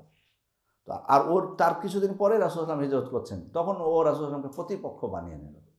মানে ভাবলো যে আমার ক্ষমতাটা কেড়ে নিয়েছে মুহাম্মদ সাল্লাল্লাহু আলাইহি ওয়াসাল্লাম, এসে এটাই ভাবতে শুরু করলো সে। এই জন্যই আল্লাহ রাসূল সাল্লাল্লাহু আলাইহি ওয়াসাল্লামকে সহ্য করতে পারতো না। কিন্তু বদর যুদ্ধের পর আর মানে ও থামতে পারেনি, চাপে পড়ে ইসলাম মানে প্রকাশ্যে ইসলামের ঘোষণা দিয়েছে, কিন্তু কুফরি ভিতরে লালনই করত। বড় মুনাফিক, সবথেকে মুনাফিকদের সর্দার। তো এই ছিল মুশরিকদের অবস্থা। ইহুদিদের 3টা গোত্র ছিল, নাম কি বলবেন? ইহুদিদের 3টা গোত্র ছিল। হ্যাঁ, না খাজরাজ না, এটা তো মদিনার গোত্র, খাজরাজ এবং আউস মদিনাবাসী, মানে এরা আরবদের অন্তর্ভুক্ত। আর ইহুদিদের 3টা গোত্র ছিল। বনু, সবশেষ যাদেরকে তাড়ালেন তারা কারা? বনু কুরাইজা, বনু নাদির এবং বনু কাইনুকা, এই 3টা ছিল গোত্র। তো এদের কিন্তু আপনার মানে মানে তারা মানে অনেক দিন থেকে হিজাজে আশ্রয় নেওয়ার কারণে সেখানকার কিছু ভাষা, আরবি ভাষাও কিন্তু তারা রপ্ত করে ফেলেছিল। কিন্তু নিজেদেরকে কিন্তু তারা শ্রেষ্ঠ মনে করত, অহংকার ছিল তাদের মধ্যে। আরবদেরকে তারা উম্মি বলে ডাকতো, নিরক্ষর, মানে মূর্খ বলে ডাকতো তারা, যেন তারা নিজেদেরকে খুব শিক্ষিত মনে করতো। ইহুদিরা তারা নিজেদেরকে শিক্ষিত মনে করতো, আরবদেরকে ছোট করে দেখতো। আর ব্যবসা বাণিজ্যে দাপট ছিল তাদের, প্রভাব ছিল তাদের, এবং সুদি লেনদেন এটাতে পারদর্শী ছিল, যেটা এখনো দেখেন সংখ্যা কম তাদের, ইহুদিদের সংখ্যা কিন্তু এখনো কম, কিন্তু প্রভাব ওদের প্রভাব, এবং কারণ পরিকল্পনার জন্য এগিয়েছে তারা, দীর্ঘমেয়াদী পরিকল্পনার জন্য এত দূর যেতে পেরেছে ওরা। কারণ আমেরিকা পর্যন্ত কাবু তাদের কাছে, তাহলে কি বলবেন? আর বলা যায় এক প্রকার, মানে এখানে বিভিন্ন কথা আছে, অনেক ব্যাখ্যা বিশ্লেষণ আছে, আর কি বলবেন তাহলে? প্রচুর এদের এবং সেই যে সুদ ভিত্তিক লেনদেন, এবং এরা মূলত এই যে আরবদের মধ্যে যে যুদ্ধগুলো, আউস খাজরাজ বলুন বা যে বোয়াস যুদ্ধ বা বড় বড় যুদ্ধগুলো, এদেরই অবদান ইহুদিদের। তারাই লাগিয়ে রাখতো। যদি দেখতো যে যুদ্ধ থেমে যাচ্ছে টাকার অভাবে, তখন তাদেরকে অর্থায়ন করত, ঋণ দিত, সুদ ভিত্তিক ঋণ দিত। এ সুযোগে তাদের টাকাও হতো, আর ওদের দ্বন্দ্ব লেগে থাকতো। কারণ দ্বন্দ্ব যখন থাকবে যুদ্ধ, তখন তারা দুর্বল হবে। নিজেদের মধ্যে দ্বন্দ্ব লাগিয়ে রাখতে পারলে দুর্বল তারা হবে, যেটা এখন মুসলিমদের মধ্যে তারা লাগিয়ে রেখেছে কৌশলে। আমাদের মধ্যে নিজেদের মধ্যে দ্বন্দ্ব তারা বাঁধিয়ে রেখেছে। এই জিনিসটা তখন থেকেই, মানে এই পরিচয়টা তাদের তখন থেকে, তাদের এই ইয়াগুলো, অর্থনৈতিক অবস্থা নিয়ন্ত্রণ করা, মুসলিমদের মধ্যে অনৈক্য সৃষ্টি করে রাখা, এই জিনিসগুলো তাদের আগে থেকেই ছিল। যাই হোক, আল্লাহ রাসূল সাল্লাল্লাহু আলাইহি ওয়াসাল্লাম তিনি মক্কা ইসলাম প্রচার করেছেন, ইসলাম গ্রহণ অনেকেই করেছেন, কিন্তু তার উদ্দেশ্য ছিল ইসলামী সমাজ গঠন করা, ইসলামী সমাজ প্রতিষ্ঠা করা। সে উদ্দেশ্য নিয়ে, সে আশা নিয়ে আল্লাহ রাসূল সাল্লাল্লাহু আলাইহি ওয়াসাল্লাম তিনি মদিনায় তিনি পৌঁছেছেন। এখন তিনি ইসলাম গ্রহণের মানে ইসলামী সমাজ প্রতিষ্ঠার জন্য তিনি কাজ শুরু করবেন, নতুন সমাজ গঠন করবেন। আমরা ইনশাআল্লাহ সামনের পর্বে এই বিষয়গুলো নিয়ে দীর্ঘ ইনশাআল্লাহ আমরা আলোচনা করব, কিভাবে আল্লাহ রাসূল সাল্লাল্লাহু আলাইহি ওয়াসাল্লাম সাহাবায়ে কেরামের মধ্যে ভ্রাতৃত্ব প্রতিষ্ঠা করলেন, ঐক্য প্রতিষ্ঠা করলেন, কিভাবে এক হলো তারা, তাদের মধ্যে যে ঐক্য ছিল মানে এটা তো অকল্পনীয়। কিভাবে সৃষ্টি হলো, কি একদিনে এমনিতে হয়ে গেছে? বিশেষ করে মুহাজির এবং আনসারদের মধ্যে এটা কি কম নাকি? কিভাবে করলেন, কি কি উদ্যোগ তিনি নিয়েছিলেন, কি নির্দেশনা তিনি দিয়েছিলেন, যেটার মাধ্যমে আজ তিনি এই সাহাবায়ে কেরামের মধ্যে এই ভালোবাসা সৃষ্টি করতে পেরেছেন যে একজন আরেকজনের জন্য ত্যাগ স্বীকার করেছেন, উজাড় করে দিয়েছেন, সব কিছু অগ্রাধিকার দিয়েছেন। ইউসিরুনা আলা আনফুসিহিম ওয়ালাউ কানা বিহিম খাসাসা। নিজে না খেয়ে রাত্রে নিজে না খেয়ে ঘুমিয়ে কাটিয়েছেন, সন্তানদেরকে ঘুম দিয়ে দিয়ে মুহাজিরদেরকে খেতে দিয়েছেন, মেহমানদেরকে। কিভাবে করতে পারলেন এটা? জি জি, ওয়াইফ দিয়েছে, যে সম্পদ দিয়েছে, সব কিছু দিয়েছে, সব কিছু দিয়েছে। অনেক ঘটনা আছে আসলে, এগুলো হয়তো আমাদের সমাজে আমাদের এখন এগুলো কল্পনা, স্বপ্ন। তাদের মধ্যে এমন কিছু ঘটেছে এগুলো স্বপ্ন না, মানে এটা কল্পনা করা যায় যে মেহমান এসছে, তখন নিজে না খেয়ে থাকবে সারা রাত, বাচ্চাদেরকে কমপক্ষে আমরা নিজেদের ক্ষেত্রে ছাড় দিলেও বাচ্চাদের ক্ষেত্রে ছাড় দেবো না। বাবা আমার বাচ্চাকে আমি খাওয়াবো, তারপরে হলে তুমি খেতে পাবা, যে তাদেরকে ঘুম দিয়ে দিব, এটাকে মানে এটা কম বড় বিষয় না। সুবহানাল্লাহ। তারপরে অন্যদের জন্য এই যে তাবুকের যুদ্ধের পর এই যে 3 জনের তওবা কবুল হওয়া, তারপরে যে আনন্দিত হওয়া সাহাবায়ে কেরামের, সুবহানাল্লাহ, এটা থেকে বোঝা যায় যে একজন আরেকজনের কত কল্যাণকামী ছিলেন, তাদের মধ্যে কতটা ভালোবাসা ছিল, যে তওবা কবুল হয়েছে আরেকজনের, আর আমি দান করতেছি তার জন্য, সুবহানাল্লাহ, খুশি হয়ে আমি দান করতেছি যে তার তওবা কবুল হয়েছে। তাই কল্পনা করা যায়। বদরের যুদ্ধে কল্পনা করা যায় যে যুদ্ধে অনেকে যাননি, কারণ বদরের যুদ্ধে যাওয়াটা তখন তো আল্লাহ রাসূল সাল্লাল্লাহু আলাইহি ওয়াসাল্লাম যুদ্ধের জন্য দেননি, ফরজ করেননি তাদের উপর, ঐচ্ছিক ছিল বিষয়টা। কিন্তু যারা যায়নি তাদের ব্যাপারে যারা গেছিল, আল্লাহ রাসূল সাল্লাল্লাহু আলাইহি ওয়াসাল্লামকে তারা খারাপ কোনো কথা বলেনি, ইতিবাচক কথা বলেছে। বলছে আল্লাহ রাসূল সাল্লাল্লাহু আলাইহি ওয়াসাল্লাম, আপনি নিরাপদে আমাদের যুদ্ধে যদি আমরা হেরেও যাই, আমরা যদি সবাই মারাও যাই, আপনি জীবিত হয়ে ফিরবেন এবং ফিরে যাবেন আমাদের ওই ভাইদের কাছে যে ভাইরা আমাদের থেকে আপনাকে বেশি ভালোবাসে, আমাদের থেকে আপনাকে বেশি ভালোবাসে। তারা আপনাকে সহযোগিতা করবে, তাদের সাথে আপনি যুদ্ধ করবেন, তারা আপনাকে আশ্রয় দেবে, তারা আপনাকে নিরাপত্তা দান করবে। এই কথা বলতে পারবো আমরা এখন? মানে কল্পনা করা যায় যে আমাদের থেকে আপনাকে বেশি ভালোবাসে? অকল্পনীয় এটা। বরং আরও উস্কানিমূলক কথাবার্তা বলবো, তাই না? বলবো যে দেখেন আর আসেনি, কে আপনাকে বেশি ভালোবাসে তার পরিচয়টা দেখেন এবার। এরকম কথা হয়তো মুখ দিয়ে বের হয় আমাদের। আল্লাহ হেফাজত করুন। যাই হোক, কীভাবে আল্লাহ রাসূল সাল্লাল্লাহু আলাইহি ওয়াসাল্লাম সাহাবায়ে কেরামকে নির্দেশনা দিলেন, কীভাবে তিনি সমাজ প্রতিষ্ঠা করলেন। এরপর চ্যালেঞ্জ তো বুঝতেই পারছেন, চ্যালেঞ্জ কি শেষ? হিজরত করলেন, এখন আরামে ঘুমাবেন নাকি? ওই যে বলিনি যে সেই যে দাঁড়িয়েছেন, কুম ফাআনজির, ওই যে আয়াত নাজিল হয়েছে সূরা আল মুদ্দাসসির, কুম ফাআনজির, আপনি দাঁড়ান এবং সতর্ক করুন। ওই যে দাঁড়িয়েছেন, আর বসার অবকাশ নেই, সুযোগ নেই, চলতেই থাকবে। জি, আপনি কি বলছিলেন? যে